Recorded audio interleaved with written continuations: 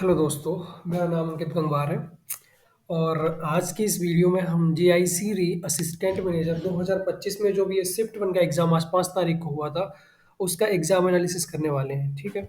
आज की इस वीडियो में हम अभी जनरल इंश्योरेंस कंपनी और इसके जो असिस्टेंट मैनेजर का एग्ज़ाम है शिफ्ट वन, उसको हम क्या करने वाले देखने वाले एग्ज़ाम में किस तरह के प्रश्न आए थे। हम इस वीडियो में जो डिस्कस करेंगे उसमें वही होगा। सबसे पहले तो एग्ज़ाम एनालिसिस करने वाले हैं और किस तरह के क्वेश्चंस आए थे, उनका क्या डिफ़िकल्टी लेवल रहा था, डिस्क्रिप्टिव क्वेश्चंस क्या थे और इसमें मेरे कितने अटेम्प्ट रहे। इस ओवरऑल मैंने भी आज अटेम्प्ट किया था इस क्वेश्चन पेपर को, तो इसमें मेरे कितने अटेम्प्ट थे और इसमें एक क्वेश्चन में क्वांट सेक्शन का जो आज एग्ज़ाम में आया था वो इस वीडियो के लास्ट में मैं बताने वाला हूँ। ठीक है। तो आप सभी से रिक्वेस्ट है कि वीडियो को लास्ट तक जरूर देखें और अगर आप पहली बार इस चैनल पे आए हैं तो चैनल को सब्सक्राइब करना ना भूलें। साथ ही अगर वीडियो पसंद आती है तो वीडियो को लाइक कर दें और चैनल को सब्सक्राइब कर लें। ठीक है। तो स्टार्ट करते हैं हम आज के पेपर का एनालिसिस। फटाफट जल्दी निपटाने की कोशिश करेंगे, इसको ज़्यादा लंबा नहीं खींचेंगे। तो देखते हैं सबसे पहले। Let's begin. सबसे पहले अगर हम बात करते हैं एग्जाम की, तो एग्जाम पैटर्न की हम बात कर लेते हैं। सबसे पहले देखो, इसमें दो सेक्शन आता है। ठीक है। एक पार्ट ए आता है, एक पार्ट बी आता है। जो जीआईसी री का एग्जाम होता है इसमें होता है दो सेक्शन। एक होता है पार्ट ए, क्या हो रहा है, ठीक है। एक होता है पार्ट ए, एक होता है पार्ट बी। इसमें हाइलाइटर क्यों नहीं आ रहा है? एक मिनट में पॉइंटर ले लेता हूँ यहाँ से। पॉइंटर में मैंने पेन ले लिया। ठीक है। तो एक मेरे दोस्त पार्ट ए आता है, इसमें 40 नंबर ऑफ क्वेश्चंस होते हैं और हमको जो समय मिलता है वो 30 मिनट का समय मिलता है। ठीक है। यानी कि 30 मिनट में हमको 40 क्वेश्चन करने पड़ते हैं। और ये जो पार्ट ए होता है इसका नाम होता है क्रिटिकल रीजनिंग का मेरे दोस्त। ठीक है। यानी कि इसमें क्या होता है, हमारा स्टेटमेंट बेस्ड क्वेश्चन आता है। जैसा कि आप देखते हो कि हमारे पास कुछ स्टेटमेंट दे दिए जाते हैं और उनके आधार पे हमको क्या करना होता है, कुछ धारणाएं दी जाती है या फिर कई बार हमें कथन और कारण वाले क्वेश्चन दे दिए जाते हैं। तो उस तरह के जो क्वेश्चन होते हैं, थ्योरी बेस्ड क्वेश्चन, वो हमारे क्या होते हैं, इसमें ज़्यादा देखने को मिलते हैं। इसके अलावा अगर हम पार्ट ए की बात करें तो इसमें जो आज का हमारा एग्जाम था उसमें पजल्स ज़्यादा थी। इसमें मैंने पजल्स लिखा हुआ है, पजल्स के साथ साथ मेरे दो सिटिंग अरेंजमेंट भी था। ठीक है। अगर हम टोटल बात करते हैं पजल्स एंड सिटिंग अरेंजमेंट की मिला करके दोनों के, तो टोटल 5 क्वेश्चन यहाँ पर देखे गए थे। और ये 5 क्वेश्चन का मतलब 5 सेट ऑफ क्वेश्चन देखे गए थे और इसके कुल मिला के 20 क्वेश्चन हमारे पास यहाँ पर क्या थे, पजल्स एंड सिटिंग अरेंजमेंट से देखने को मिले थे। ठीक है। और काफ़ी ठीक लेवल के क्वेश्चन थे, ऐसा नहीं कि बहुत ज़्यादा हार्ड थे। हाँ, लेकिन बहुत ज़्यादा ईज़ी भी नहीं थे, यानी कि हम मॉडरेट बोल सकते हैं। ठीक है। यानी कि अगर हम लेवल की बात करते हैं पज़ल्स की और सिटिंग अरेंजमेंट की, तो मॉडरेट लेवल के सिटिंग अरेंजमेंट और पज़ल्स हमको यहाँ पर देखने को मिले थे। सिंगल वेरिएबल था, नहीं था मेरे भाई, मतलब डबल वेरिएबल क्वेश्चन था।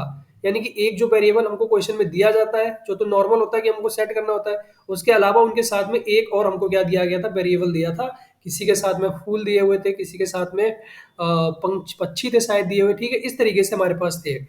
इसमें जो एक पजल था जो मैंने अटेम्प्ट नहीं कर पाया था, मेरे पास थोड़ा टाइम कम पड़ गया था, वो पजल था हमारा क्या बोलते हैं उसको, जैसे फैमिली बेस्ड पजल आते हैं।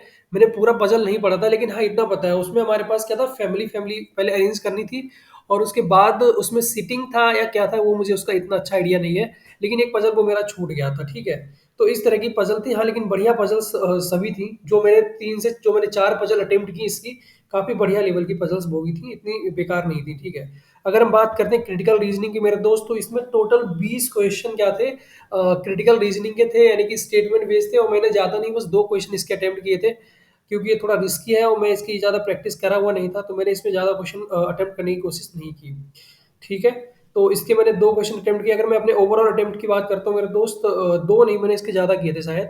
हाँ, क्योंकि मेरा जो ओवरऑल अटेम्प्ट रहा था वो टोटल मेरा 21 अटेम्प्ट मेरे भाई रहा था। ठीक है। बाकी इसमें मैंने एक क्वेश्चन अटेम्प्ट किए हुए थे पजल्स के, और एक दो तीन क्वेश्चन जो भी मेरे लास्ट में मैंने किए होंगे वो क्रिटिकल रीजनिंग के मैंने यहाँ पे अटेम्प्ट किए थे। ठीक है। अगर मैं पार्ट ए की लेवल की बात करता हूँ एग्जाम मेरे भाई, तो काफ़ी मॉडरेट लेवल का था, यानी कि एकदम ईजी नहीं था, लेकिन ठीक ठाक था। ठीक है। ओके। अभी हम बात कर लेते हैं मेरे भाई पार्ट वी की। ठीक है। जो हमारा एग्जाम जो असिस्टेंट मैनेजर का आता है उसमें जो पार्ट वी होता है उसमें 4 सेक्शन होते हैं। एक हमारा रीजनिंग का रहता है, एक इंग्लिश का रहता है, एक क्वांट का होता है, एक जनरल अवेयरनेस होती है मेरे भाई। 4 सेक्शन आता है, 80 क्वेश्चन रहता है और टोटल 1 घंटे का टाइम होता है मेरे भाई। ठीक है। 1 घंटे का क्या रहता है यहाँ पे, टाइम रहता है। अगर हम बात करते हैं यहाँ पे सबसे पहले रीजनिंग की, तो रीजनिंग के 20 क्वेश्चन होते हैं। इसमें हमको क्या मिला था, जो रीजनिंग का हमारा 20 क्वेश्चन मिला था उसमें हमारे पास दो तो फुल पजल था। इसमें दो फुल पजल मेरा लिखने से मतलब है कि क्या बोलते हैं उसमें एक आप लोग समझ जाइएगा, मैंने यहाँ पे पजल्स लिखी हुई है, लेकिन हमारे साथ पजल्स के साथ साथ क्या था मेरे दोस्त, सिटिंग भी दिया हुआ था, ठीक है, सिर्फ पजल नहीं था। अब क्योंकि इस पूरे ओवरऑल पेपर में मेरे पास 8 क्या था, पजल एंड सिटिंग का मिला के क्वेश्चन था, 8 से 9 क्वेश्चन मेरे पास था। तो मेरे दिमाग से उतर चुका है, मतलब ऐसा मैं एग्जैक्ट नहीं बता सकता हूँ कि कौन सा पजल किस सेक्शन का था। लेकिन हाँ, क्योंकि ऐसा हुआ इस एग्जाम में, चाहे सेक्शन ए था या सेक्शन बी था, दोनों में एक चीज बड़ी कॉमन थी, अगर पजल डाली हुई है तो वो सिंगल वेरिएबल बेस्ड नहीं थी, उसमें मेरे भाई एक के साथ में एक ना एक कोई ना चीज लगाने को दी हुई थी, ठीक है। जैसे मान लीजिए हमारे पास ABCD करके बंदे दे दिए हैं, तो उनके साथ में कुछ ना कुछ और भी एक वेरिएबल दिया हुआ था जो अरेंज करना था, वो सारे के सारे क्वेश्चंस में देखने को मिला था, ठीक है। इसी वजह से इसका रीजनिंग भी हम क्या बोल सकते हैं, इजी टू मॉडरेट था। और इसमें मुझे एक पजल आया था, एक पजल केवल 2 नंबर का था, ठीक है। उसमें 6 बंदे थे, इनको सर्कुलर मेरे सॉरी सिटिंग था, ठीक है। 6 बंदों का सिटिंग था और यही हमारा एक सिंगल वेरिएबल वाला क्वेश्चन था। और इसमें जो 6 बंदे थे, इनको क्या करना था, हमको बिठाना था केवल सर्कुलर में। सिटिंग में था, 2 क्वेश्चन शायद इसके मुझे दिए गए थे, ठीक है। एक क्वेश्चन जो आया था वो डायरेक्शन डिस्टेंस का क्वेश्चन आया था, 3 हमारे स्लॉक्स के क्वेश्चन थे, और 2 से 3 क्वेश्चन जो देखे गए थे वो डाटा सुफिशियंसी के क्वेश्चन मेरे भाई रीजनिंग वाले सेक्शन में देखे गए थे, ठीक है। अगर हम बात करते हैं इंग्लिश के सेक्शन की, तो इंग्लिश का जो हमारा हिस्सा रहा था मेरे दोस्त, काफी मॉडरेट था, इतना बेकार नहीं था मेरे हिसाब से, क्योंकि मैं थोड़ा इंग्लिश में वीक भी हूँ, तो मेरे हिसाब से तो मुझे मॉडरेट लगा, अच्छा खासा था मेरे भाई दोस्त। एक आरसी उसमें देखने को मिला था, 3 क्वेश्चन एरर का था, इसमें 2 एरर का क्वेश्चन काफी आसान था, और 4 से 5 फिलर थे। और जो मैच द कॉलम वाले क्वेश्चन आते हैं वो भी 2 से 3 देखने गए थे, और वर्ड यूसेज आए हुए थे मेरे भाई। इसके अलावा इसमें क्या था, सेंटेंस रीअरेंजमेंट भी हमारे 2 से 3 थे, 3 क्वेश्चन तो सेंटेंस रीअरेंजमेंट के थे ही मेरे भाई यहाँ पे, ठीक है। और इसमें अगर हम वर्ड यूसेज की बात करें, तो वर्ड यूसेज नहीं आया था एक्चुअल में, हमको वर्ड दिया हुआ था, हाँ वर्ड यूसेज ही था। और उसके नीचे में 2 से 3 सेंटेंस दिए हुए थे, हमें पहचानना था शायद किसमें सही यूज किया हुआ है। एक वर्ड मुझे याद आता है अभी भी, डिजेक्टेड एक वर्ड था एक हमारे पास, डिजेक्टेड है जिसका मतलब होता है निराश होना। एक शब्द ए था, एक और एक दिया हुआ था, वो मुझे याद नहीं आ रहा है, ठीक है। आगे बढ़ते हैं। अब इसके बाद अगर हम बात करते हैं क्वांट सेक्शन की मेरे दोस्तों, क्वांट सेक्शन में क्या था हमारा, यहाँ पे गलत लिखा हुआ है। क्वांट में हमारे पास टोटल 15 क्वेश्चंस थे, ठीक है, टोटल 15 क्वेश्चंस आते हैं क्वांट में इसके। इसमें जो सिंप्लीफिकेशन के क्वेश्चन थे वो 5 थे, और 3 क्वेश्चन हमारे क्या थे मेरे दोस्त, कंप्यूटर के थे। बाकी जो अर्थमेटिक के क्वेश्चन थे 12 नहीं थे, 7 क्वेश्चन रहे होंगे तो हमारे पास, क्योंकि मुझे अच्छे से याद है 3 क्वेश्चन ही हमारे पास क्या था, कंप्यूटर का था, और 5 क्वेश्चन हमको सिंप्लीफिकेशन का दिया हुआ था।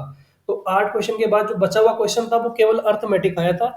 इसमें ना कोई डीआई आई थी, ना क्वाड क्वाड कुछ नहीं आया था, नंबर सीरीज भी नहीं आई थी, केवल सिंप्लीफिकेशन था, उसके बाद केवल अर्थमेटिक का था। और इन्हीं अर्थमेटिक के क्वेश्चन में बहुत प्यारा एक क्वेश्चन आया था, किस क्या बोलते हैं उसको, क्रय विक्रय वाले, हमारा प्रॉफिट एंड लॉस वाले चैप्टर से एक क्वेश्चन था बड़ा प्यारा। और वो क्वेश्चन मैंने ऐसा बिगाड़ा है ना मेरे भाई, बहुत गंदा, और उसी क्वेश्चन को मैं लास्ट में दूंगा, क्योंकि मैंने कुछ सीन कर दिया था उस क्वेश्चन में, तो मुझे वो क्वेश्चन याद भी रह गया अभी। वही क्वेश्चन मैं अभी आपको लास्ट में बताने वाला हूँ वीडियो के, देखते रहिए लास्ट तक। हाँ, अगर मैं बात करता हूँ मेरे अटेम्प्ट्स की, तो मेरे जो इस पेपर में ओवरऑल अटेम्प्ट गए थे मेरे भाई, 93 अटेम्प्ट किए थे मैंने। और इसमें जनरल अवेयरनेस, अच्छा हाँ, मैं यहाँ पे भी जनरल अवेयरनेस के बारे में आपको बताना भूल गया। देखो जनरल अवेयरनेस के मैंने इसमें स्पेशल क्वेश्चन नहीं लिखे हैं, क्योंकि अब जनरल अवेयरनेस के क्वेश्चन ऐसे होते हैं, मुझे सारे क्वेश्चन तो याद नहीं है, इसलिए मैंने मेंशन नहीं किए। टोटल 20 क्वेश्चन थे, मुझे कुछ एक क्वेश्चन याद है, मैं उनके बारे में बता देता हूँ। इसमें एक क्वेश्चन हमारा नोबेल प्राइज से संबंधित क्वेश्चन आया था। नोबेल प्राइज में जो इकोनॉमिक्स नहीं, अर्थशास्त्र मेरे भाई, उसमें हमको पूछा गया था कि इस साल जो अर्थशास्त्र का जो सॉरी प्राइज है वो दिया गया है, तो किस विषय पर काम करने के लिए दिया गया, मेरा मतलब है किस टॉपिक पे, जो उन वैज्ञानिकों को, जो सॉरी जिन अर्थशास्त्रियों को प्राइज मिला है, उन्होंने किस क्षेत्र में काम किया है, ठीक है। इस तरीके से 4 ऑप्शन दिए, तो उसमें से पहचानना था कि इस पे उन्होंने स्पेसिफिक काम किया हुआ है और इसलिए उनको नोबेल प्राइज मिला था। इसके अलावा अगर हम बात करते हैं मेरे भाई, तो एक शायद जो क्वेश्चन आया था हमारा, उसमें अभी एक कंट्री है, उसने मेरे भाई क्या किया है, 30 दिन का फ्री वीजा हमको 1 साल के लिए 2026 तक हमारे देशवासियों को दिया गया है। तो उस कंट्री का हमको नाम बताना था, ठीक है मेरे दोस्त। और इसके अलावा एक क्वेश्चन मुझे याद आता है, इसमें हमारे पास एक क्या बोलते हैं, अभी एक वो आया था, क्या बोलते हैं, वनों की मात्रा के हिसाब से शायद उन्होंने कितना, उसी के हिसाब से क्वेश्चन था कि कौन सा स्टेट है जो टॉप पे है, ऐसा करके कुछ क्वेश्चन था। एक अभी हमारे पास एक इंश्योरेंस कंपनी है, उसने क्या किया था, जो अंधे लोग नहीं होते हैं उनके लिए एक इंश्योरेंस स्कीम जारी करी थी, ब्रेल करके कुछ, वो किसने करी थी, उस इंश्योरेंस कंपनी का नाम पूछा गया था, ठीक है। और एक माइनॉरिटी से संबंधित कुछ क्वेश्चन था, उसमें हमको दो तरीके की माइनॉरिटी दी हुई थी और तीसरी माइनॉरिटी जो थी वो हमको ऑप्शंस में से देख के लिखनी थी, ठीक है। इसके अलावा अगर हम बात करते हैं मेरे दोस्त, तो एक आया था हमारे पास सॉल्वेंसी रेशियो। अभी हमारे पास ईडी के द्वारा कुछ सॉल्वेंसी रेशियो हमारे पास तय किया गया था जो इंश्योरेंस कंपनी है उनके लिए। एक वो क्वेश्चन था, तो इस तरीके से हमको कुछ क्वेश्चंस देखने को मिले थे। बाकी सारे क्वेश्चंस तो मुझे भी ठीक से याद नहीं आ रहे हैं, ठीक है। तो फिलहाल ओवरऑल अगर मैं अटेम्प्ट्स की बात करता हूँ, मेरे तो वो 93 अटेम्प्ट्स है। और जीए की अगर मैं बात करूँ तो मेरा जनरल अवेयरनेस का पोर्शन उतना खास नहीं गया जितना जाना चाहिए था, लेकिन फिर भी ठीक है, आगे बढ़ते हैं।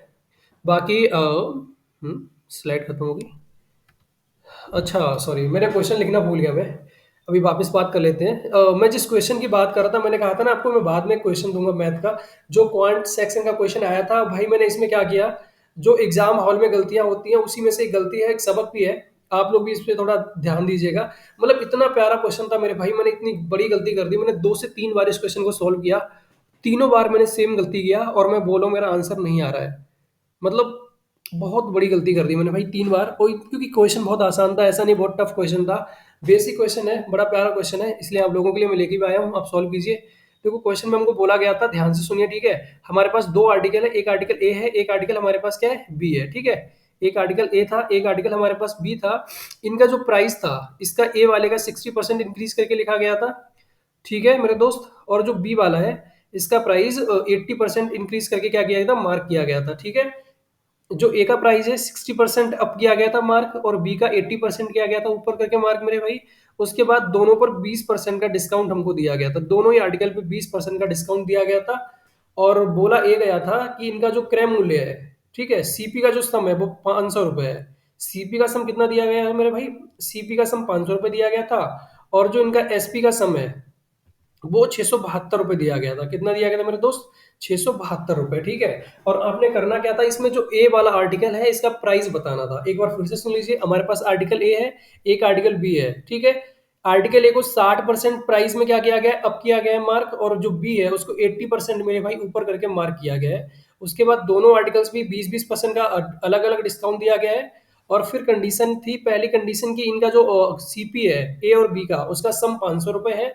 और जो इनका एसपी आएगा यानी कि जो सेलिंग प्राइस होगा उसका सम 672 रुपये है। और आपको जो आर्टिकल ए है इसका सीपी बताना था, ठीक है। मैंने भाई इसमें जो मैंने क्वेश्चन पेपर के अंदर टिक किया है आंसर, वो 350 है।